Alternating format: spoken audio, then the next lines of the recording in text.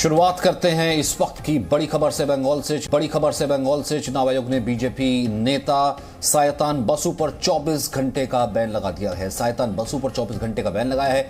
TMC नेता सुजाता मंडोल पर भी 24 घंटे का बैन लगाया गया है। दोनों को आचार संहिता के उल्लंघन में दोषी पाया गया था। इन दोनों पर 24 घंटे का बैन लगाया गया है। चुनाव आयोग ने यह कार्रवाई की है बीजेपी के एक नेता और एक टीएमसी के नेता पे।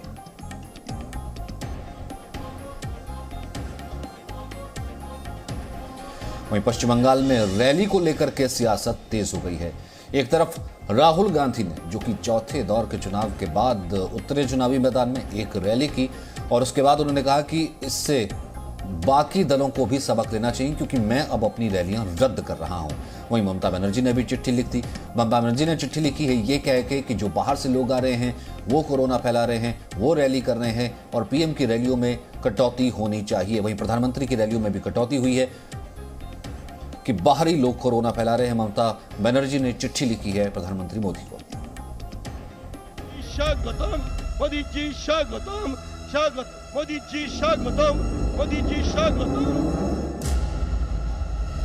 भारत माता की 200 से ज्यादा सीटों के साथ भाजपा सरकार बनाएंगे।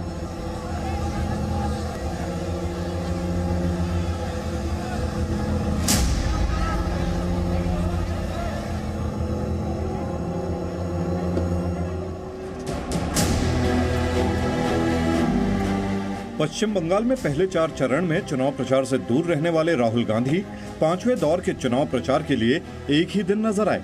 लेकिन अब इन्हें इस बात का एहसास हो रहा है कि कोरोना से हालात खतरनाक हो गए हैं। ऐसे में उन्होंने बंगाल की अपनी बाकी रैलियों को रद्द कर दिया है। राहुल गांधी ने ट्वीट कर इसकी जानकारी दी और दूसरे दलों से इस पर सोचने को भी कहा। कोविड संकट को देखते हुए मैंने पश्चिम बंगाल की अपनी सभी रैलियां रद्द करने का फैसला किया है। राजनीतिक दलों को सोचना चाहिए कि ऐसे समय में इन रैलियों से जनता व देश को कितना खतरा है। राहुल गांधी की 21 और 22 अप्रैल को पश्चिम बंगाल में 5 रैलियां होनी थी। मालदा, मुर्शिदाबाद और कोलकाता में होनी थी राहुल की रैली। मालदा और मुर्शिदाबाद कांग्रेस का गढ़ माना जाता है। 2016 में कांग्रेस ने मुर्शिदाबाद के 22 में से 14 सीट जीती थी। लोकसभा में कांग्रेस के नेता अधीर रंजन चौधरी इसी जिले के ही बहरामपुर से सांसद हैं। पिछले विधानसभा में कांग्रेस ने मालदा जिले की 12 में से 8 सीटों पर कब्जा जमाया था। हालांकि सच ये भी है कि राहुल गांधी ने इससे पहले असम, केरल, तमिलनाडु, पुदुचेरी जैसे राज्यों में कई चुनावी रैलियां की और जब वहां के चुनाव खत्म हो गए तो वो बंगाल में 4 दौर के चुनाव के बाद नजर आए। इस बात से भी इनकार नहीं किया जा सकता है कि पश्चिम बंगाल का चुनाव बीजेपी और टीएमसी के बीच सिमट कर रह गया है। कांग्रेस लेफ्ट गठबंधन चुनावी रेस से पहले ही बाहर होता नजर आ रहा है। ऐसे में राहुल गांधी का ये फैसला ज्यादा हैरान करने वाला भी नहीं है, क्योंकि पश्चिम बंगाल को लेकर ना तो उनकी पार्टी गंभीर नजर आई और ना ही राहुल गांधी खुद। खैर, ये बातें तो बंगाल की राजनीतिक बिसात को लेकर हैं। रहा सवाल कोरोना और रैलियों की भीड़ का, तो प्रधानमंत्री नरेंद्र मोदी ने बाकी चरणों के चुनाव के लिए अपनी रैलियों में कटौती की है। बंगाल में पहले 21 और 23 अप्रैल को प्रधानमंत्री की रैलियां होनी थी, लेकिन अब सिर्फ 23 अप्रैल को ही प्रधानमंत्री मोदी की रैली होगी। 23 को मालदा, मुर्शिदाबाद, सिवरी और दक्षिण कोलकाता में होगी प्रधानमंत्री की रैली। इससे 7वें और 8वें फेज में होने वाले मतदान वाली सीटें कवर होंगी। ये प्रधानमंत्री मोदी का बंगाल में चुनाव प्रचार का आखिरी दिन होगा। चुनाव आयोग के नए दिशा निर्देशों के मुताबिक 72 घंटे पहले बंद हो जाएगा चुनाव प्रचार, यानी 26 अप्रैल को होने वाले चुनाव के लिए 23 अप्रैल को चुनाव प्रचार खत्म हो जाएगा। 29 अप्रैल को 8वां और आखिरी चरण का मतदान होगा। इस बीच ममता बनर्जी ने प्रधानमंत्री को चिट्ठी लिखी है। इस चिट्ठी में ममता ने आरोप लगाया है कि पश्चिम बंगाल की चुनावी रैलियों में बाहरी लोगों के आने से कोरोना के मामले बढ़े हैं। बंगाल के पास वैक्सीन की कमी है, इसीलिए प्रधानमंत्री को इस मामले में दखल देना चाहिए। इससे पहले देश में कोरोना के बिगड़ते हालात के बीच चुनाव आयोग ने चुनाव प्रचार के नियमों में बदलाव किया था। पश्चिम बंगाल में कोरोना का मुद्दा भी सियासी हो चला है। राजनीतिक पार्टियां एक दूसरे पर आरोप प्रत्यारोप तो लगा रहे हैं, लेकिन चुनाव प्रचार में भीड़ जुटाने का सिलसिला लगातार जारी है। ब्यूरो रिपोर्ट, जी मीडिया। पश्चिम बंगाल में 3 दौर का चुनाव अभी बाकी है। टीएमसी और बीजेपी दोनों ने अपनी पूरी ताकत झोंक दी है। बीजेपी की तरफ से मोर्चा केंद्रीय गृह मंत्री अमित शाह ने संभाला हुआ है, तो दूसरी तरफ ममता बनर्जी भी अपनी रैलीज में, रोड शो में किसी भी तरीके की कोई कसर नहीं छोड़ रही। इस रिपोर्ट में देखिए।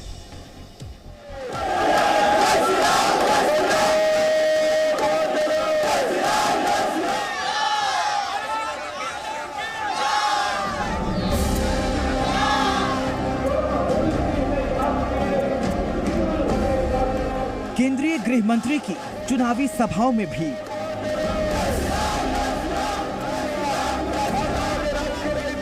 मुख्यमंत्री ममता बनर्जी के रोड शो में भी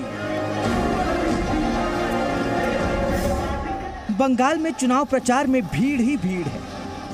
एक तरफ इस भीड़ को लेकर सियासत है, तो दूसरी तरफ यही भीड़ नेताओं के आत्मविश्वास का प्रतीक भी। पश्चिम बंगाल में अभी 3 दौर के मतदान बाकी हैं। ऐसे में बीजेपी और टीएमसी कोई मौका हाथ से जाने नहीं देना चाहते। अमित शाह ने भी अपने अलग अलग रोड शो और चुनावी रैलियों में ममता पर जमकर हमला बोला। दीदी ने 3 प्रकार के नागरिक बनाए हैं। पूरे देश भर में एक ही प्रकार के नागरिक होते हैं, भारत के नागरिक। बंगाल में दीदी ने 3 प्रकार के नागरिक बनाए। एक तो उसकी जो वोट बैंक है, घुसपैठी है, जो दीदी को प्राण से भी ज्यादा प्रिय है। हमारे दूसरे प्रकार के नागरिक, मतवा समाज के लोग, नामशूद्र समाज के लोग और शरणार्थी जो आए हैं 70 साल से, उनको अपना अधिकार नहीं मिला। और तीसरे नागरिक है मेरे और आपके 2 दर्जे के नागरिक। एक कटमनी वाली सरकार आप चाहते हैं क्या? जोर से चाहते हैं क्या?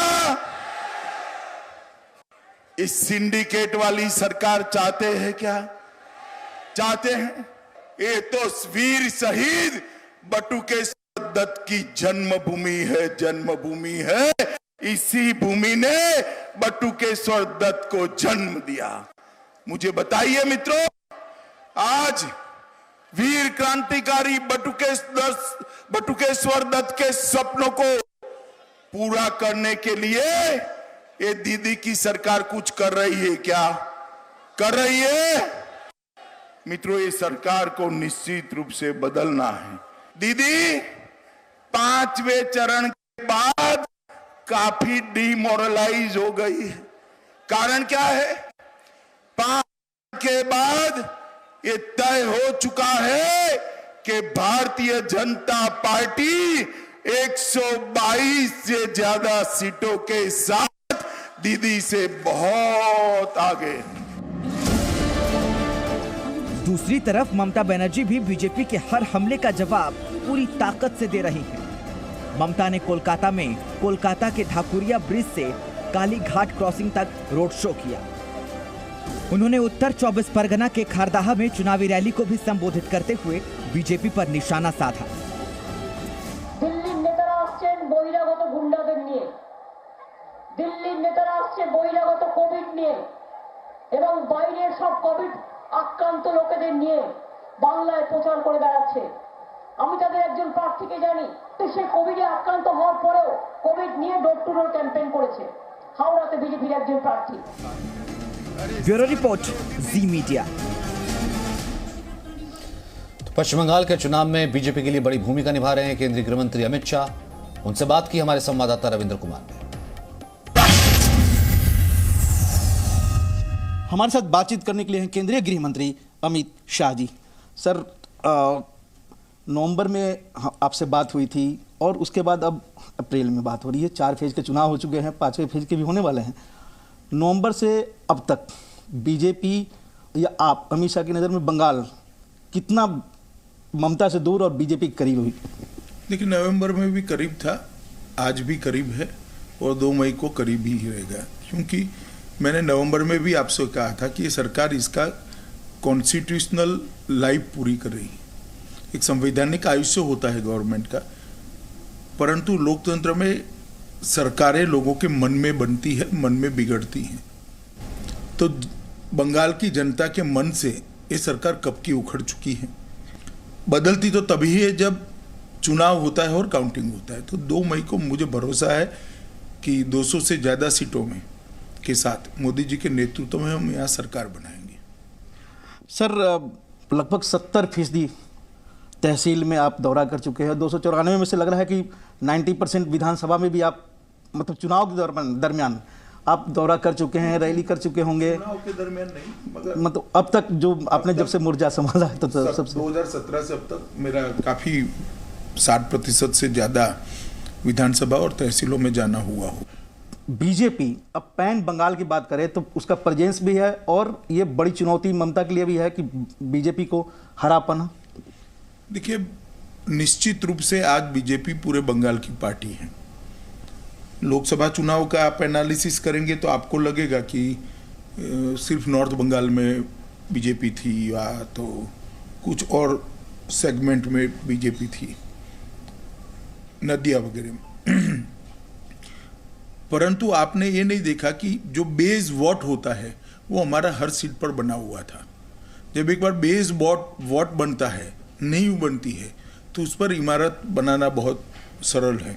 और हमारा सबसे बड़ा प्लस पॉइंट है कि मोदी जी की लोकप्रियता यहाँ पर बहुत बड़ी है। बंगाल की जनता मोदी जी को बिल्कुल भरोसे के साथ, विश्वास के साथ ऐसा मानती है कि बंगाल को मोदी जी परिवर्तित कर सकते हैं। तो अब हमारे लिए मोदी जी की लोकप्रियता और जो ममता सरकार के प्रति गुस्सा है, ये दोनों का कॉम्बिनेशन मिलाकर भाजपा के लिए काफ़ी अनुकूल जमीन यहाँ पर बनी है। इसलिए हम अच्छे परिणामों के साथ जीतेंगे।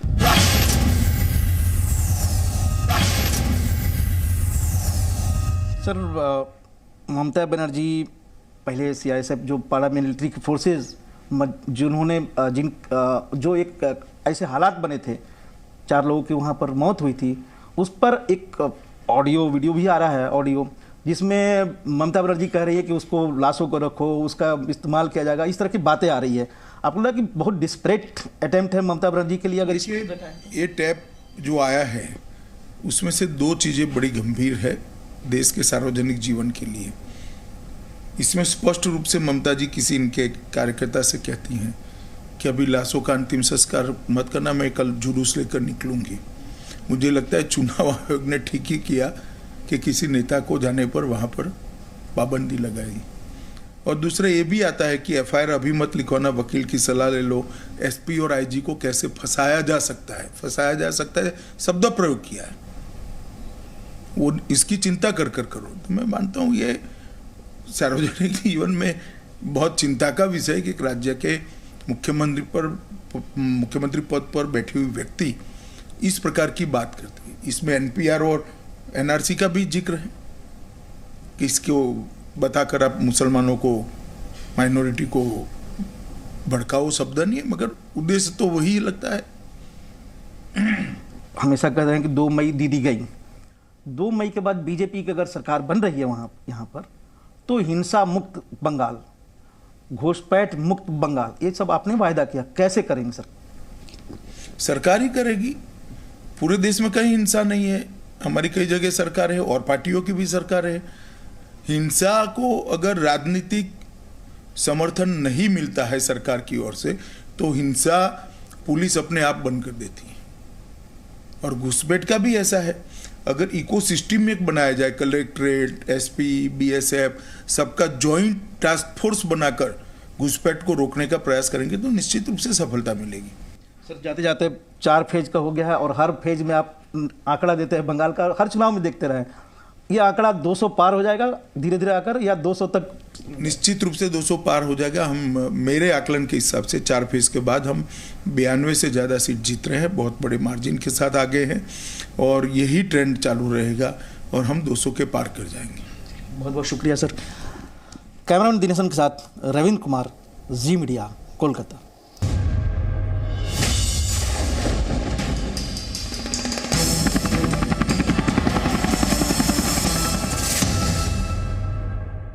Presenting V News app, available on Google Play and App Store. Download it now.